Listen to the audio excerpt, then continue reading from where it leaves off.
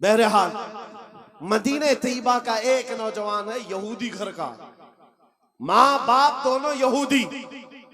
बेटा एक दिन मस्जिद नबवी के पास से गुजर रहा था, हुजूर पाक सल्लल्लाहु अलैहि वसल्लम के चेहरे जमाले जहां आरा को देखा और खड़ा रह गए। हुजूर मस्जिद नबवी में अंदर है, सहाबा से कलाम कर रहे हैं, ये बाहर टकटकी बांध कर देखता रहा, दिल भरता नहीं था।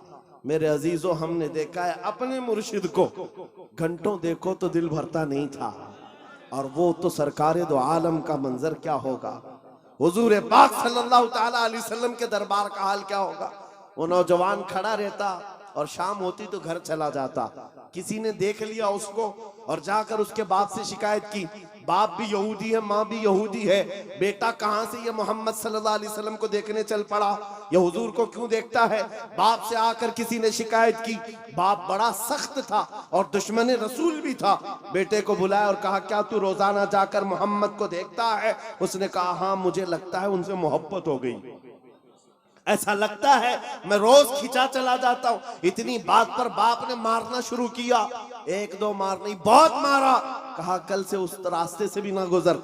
लेकिन दीवाने को जब एक चीज की आदत पड़ जाती है, पूरी दुनिया फिर उसे खरीद नहीं पाती। बाप की पाबंदियां अपनी जगह पर, बेटा चाहता था दूसरे रास्ते से जाए, कदम इधर ही खींचे चले आते थे।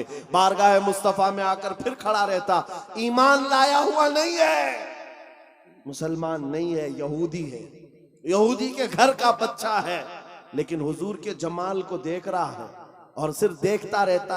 शाम होती वापस आता, एक दिन बाप ने आकर पकड़ लिया और वहीं से मारते हुए ले गए और घर ले जा करके जंजीरों में बांध दिया। आज के बाद से घर से बाहर ही ना निकल। माँ भी मारती थी, बाप भी मारता था, अकलौता बेटा था। बहरहाल किसी आशिक को अगर सबसे ज्यादा अजियत दी जा सकती है तो उसके महबूब की जुदाई। तनम फरसूदा जा पाराज हिजरा या रसूल अल्लाह, अल्लामा जामी ने कहा था, तनम फरसूदा जा पाराज हिजरा या रसूल अल्लाह, आपसे जुदाई के गम में आका मेरा जिस्म टुकड़े टुकड़े हुआ जा रहा। एक आशिक दूरी को बर्दाश्त नहीं कर पाता। उस नौजवान का हाल भी यही हो गया, बीमार हो गया, बीमार हो गया। 2 दिन 4 दिन 8 दिन 10 दिन बीमारी बढ़ती गई, उसकी जंजीर तो खोल ली है। अब जब इलाज किया जाने लगा तो तबीब और हकीम थक गए, कहा कि इसका इलाज मुमकिन नहीं है, ये पता नहीं बड़ी खतरनाक बीमारी में है, मौत के करीब आ चुका है, बस 2-4 दिन का मेहमान है, जो खाना चाहे खिला दो, जो पीना चाहे पिला दो। जब माँ बाप को ये खबर मिली कि हमारा जवान अकलौता इस दुनिया से जाने वाला है, अब वो उनके दिल मचल पड़े, रोने लगे कि हमने अपने बेटे के साथ क्या कर दिया। इलाज बहुत कराया लेकिन जब इफाका नहीं हुआ, बाप एक दिन सिरहाने के पास आकर बेटे से कहता, बेटा बता तो सही, तू इतना बीमार हो गया, कुछ खाने की ख्वाहिश है, कुछ पीने की ख्वाहिश है। उस नौजवान ने कहा, एक बार मोहम्मद को देखने की ख्वाहिश। हाय हाय हाय, अल्लाह अल्लाह अल्लाह अल्लाह, एक बार देखने की ख्वाहिश है। या रसूल, दुनिया रूठती है, रूठ जाए, लेकिन बीमारी के आलम में भी दीवाना यही कहता है, तो आलम से करती है बेगाना दिल को। अजब चीज है लज्जत आशनाई, अजब चीज है लज्जत आशनाई।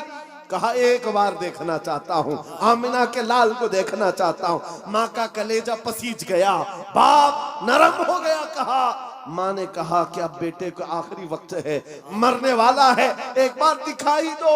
उसने कहा, मैं जिंदगी में कभी मोहम्मद के करीब गया नहीं, आज बेटे के लिए जाना पड़ेगा, चलता हूँ। आया बारगाह मुस्तफा में, नबी पाक सल्लल्लाहु अलैहि वसल्लम सहाबा के साथ बैठे थे।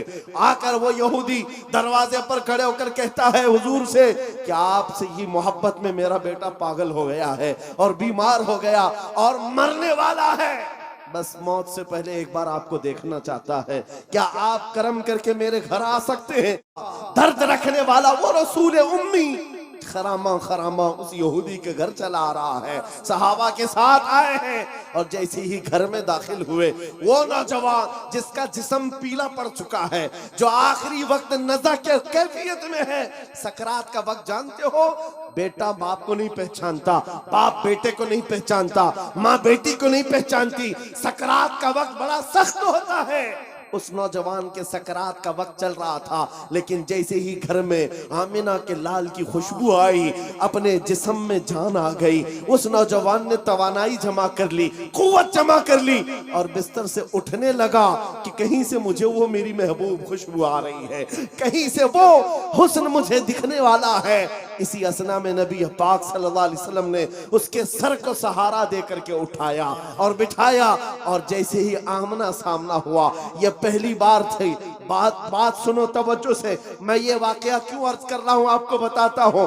पहली मुलाकात है आमने सामने।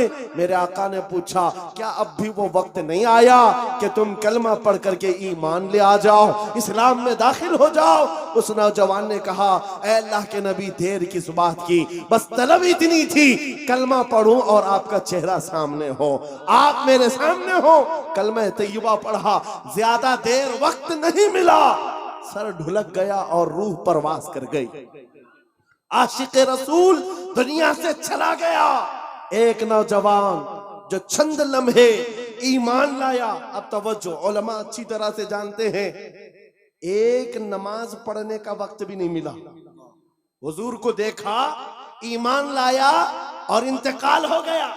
एक नमाज का वक्त भी नहीं आया जिंदगी में, एक रोजा रखने का वक्त भी नहीं आया, ज़कात भी नहीं दे सका, हज जाने का मामला ही नहीं आया। अरे कोई नेकी नहीं कर सका, इतना वक्त ही नहीं मिला, बस शॉर्ट पीरियड। एक बार ईमान लाया और इधर रूह परवास कर गई। लेकिन मकाम क्या है उस जवान का? मकाम क्या है? अल्लाह अल्लाह, वो सहाबियत के उस मकाम पर पहुंच गया जहां गौसे पाक फरमाते हैं, वक्त का गौस और कुतुब भी उनके घोड़े के टाप से उड़ने वाली धूल के बराबर भी नहीं हो सकता। नारे तकबीर, नारे रिसालत, अज़मते इश्क़े मुस्तफा, अज़मते इश्क़े मुस्तफा। कोई दुनिया की ताकत फिर उस मकाम को नहीं पहुंचा सकती जो एक बार बाजारे मुस्तफा में बिकने वाले की कुव्वत होती है। एक बार बिक गया, कीमत कहां है, कीमत कहां है? इसीलिए क्या खूब कहा है, कुव्वत इश्क से हर पस्त को बाला करते। पस्त किसको कहते हैं? नीचे वाले हिस्से को, और बाला कहते हैं ऊपर वाले हिस्से को। सिर्फ एक ही ताकत है जो तुझे नीचे से बहुत ऊपर तक ले जाती है, जमीन से आसमान पर ले जाती है। वो कौन सी कुव्वत है? कुव्वत इश्क है। हुजूर के दरबार में फिदा होना कुव्वत इश्क से हर पस्त को बाला कर दे, दहर में नाम मोहम्मद से उजाला कर दे। सुभान अल्लाह। सीमांचल का वो इलाका या किशनगंज से मुत्तसिल या आपका छोटा सा गांव, लेकिन ये मंजर जो देख रहा हूं, यहाँ न मिंबर पर जगह है न मैदान में जगह है।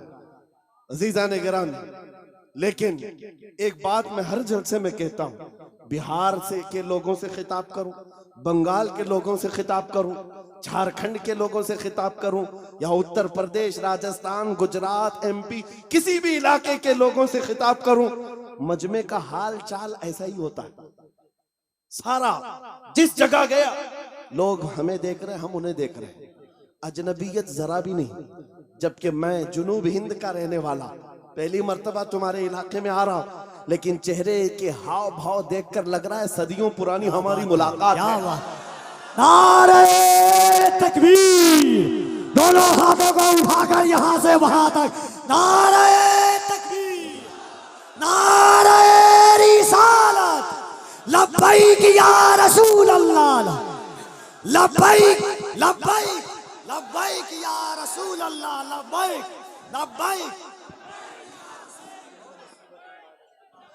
और एक बात सुनो, ये बात मैंने सिर्फ ऐसे ही नहीं कही है, हकीकत है मेरे अजीजों। आपकी ये मोहब्बत, आपका ये मुस्कुराना, या हमें आपका देखना जरा बराबर अजनबियत नहीं लगती। ऐसा नहीं लगता कि नए लोगों में बैठे हैं, बल्कि हमारी पुरानी मुलाकात लगती है। ये मोहब्बत और ये अजमत आपके दिलों में किसने डाला है? कौन है जो हमें इस जमीन से लाकर इस मिंबर तक पहुंचाया है? वही कुव्वत इश्क है। हुजूर की बात करो, हर दिल पे राज करो। वाह वाह वाह वाह वाह। हुजूर की बात करो, हर दिल पे राज करो। नारे तकबीर, नारे रिसालत।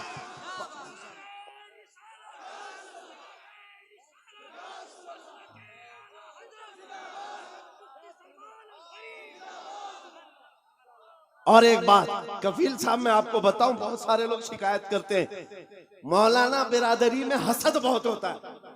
ये बहुत सारी जगह शिकायत हुई है, कोई किसी की कबूलियत नहीं देखता या एक दूसरे की टांग पकड़ते हैं। वल्लाह मैं कह रहा हूं, वल्लाह कह रहा हूं, इतने जलसों में एक भी आलिम को हसद करते हुए मैं आसपास देखा ही नहीं। मेरे अपने जलसों में मैंने देखा ही नहीं। मेरे बाप की उम्र के उलमा को भी इज्जत से मिलते हुए देखा। मेरे बाप की उम्र के छोटे उलमा जो उम्र में कम है उनकी बात नहीं कर रहा हूं, मुझसे बड़े मेरे उस्ताद की उम्र के, मेरे बाप की उम्र के, सब इज्जत से मिल रहे हैं। ये देख करके फिर पता चलता है इन सब के दिलों में अजमत किसने डाली, कुव्वत इश्क से हर पस्त को बाला कर। अल्लाह अल्लाह अल्लाह। अजब चीज है लज्जत आशनाई, या रसूल अल्लाह जब तक बिके न थे तो कोई पूछता न था, तुमने खरीद कर हमें अनमोल कर दिया। ये है हकीकत में बिक जाने की कीमत। लोग पूछते हैं हुजूर के दरबार में आप बुलाते हैं क्या मिलेगा, बेदाम ही बिक जाइए, बेदाम ही बिक जाइए, पूछना मत कि क्या मिलने वाला, बेदाम ही बिक जाइए बाजार नबी में। इस शान के सौदे में खसारे नहीं होते, हाँ आजमाइशें होती हैं। हाँ एक बात ये भी समझ करके चलो कि हुजूर पाक की वफादारी और उनकी गुलामी में आने के बाद ऐसा नहीं कि रोज हलवा पराठा मिलता रहेगा, रोज जो है मुरक्कन ग़िज़ाएं खाने की और आराम से जीने की जिंदगी आसाइशों के साथ मिलेगी, ये जरूरी नहीं। हुजूर के गुलामों को आजमाया भी जाएगा और ऐसा आजमाया जाएगा आम लोगों को नहीं, हुजूर के गुलामों को। कभी तो उनको जेल की सलाखों के पीछे रखा जाए, कभी तो उनको फांसी के फंदे तक भी पहुंचाया जाएगा। जो जितना बड़ा आशिक है उतना ज्यादा वो मुसीबतों से गुजारा जाता है, लेकिन जो सच्चा आशिक होता है वो दायम कायम रह जाता है।